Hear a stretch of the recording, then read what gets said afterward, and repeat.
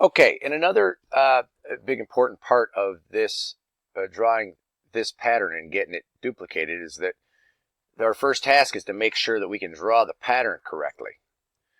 And in the pattern, each one of these tiles, of course there's 6 tiles across and 6 tiles down, I can just consider each one of these patterns across. And inside this 6 by 6 shape, there are 6 basic types of shapes. Right here is an empty square. In other words, it shows the background color. This one right here is a 45, 45, 90 degree triangle. 45, 45, 90 degree triangle here, as well as here and here.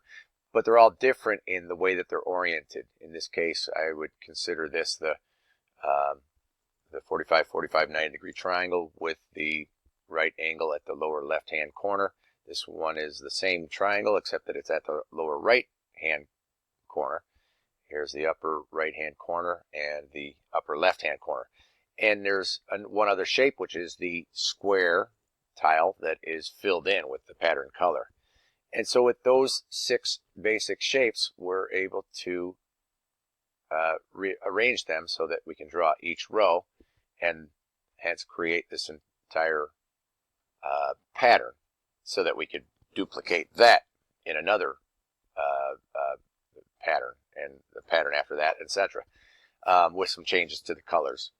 And so I've showed some information from my code in order to get that done. I'm just these are just excerpts from the code that I have just to demonstrate the size. We're going to give that side length of each of the squares or each of the units 25. That can be user defined. And I'm also going to put up a grid. I'm going to relocate the turtle, Terp Mama, to a place where we're going to be able to view the work that we're doing. So like we talked about in the last video, we need to know where we are on the grid so that we can have viewing as well as to get ready for the next shape to be drawn and so forth. So in each one of these programs, these are calls to programs that have various amounts of code in them that instructs the turtle to create it. And so I'm going to go ahead and run this and show what that looks like. And there's the grid. And now here's the shapes. The basic shapes are the triangles here. There's the square that's filled in, and there's a square that's not filled in.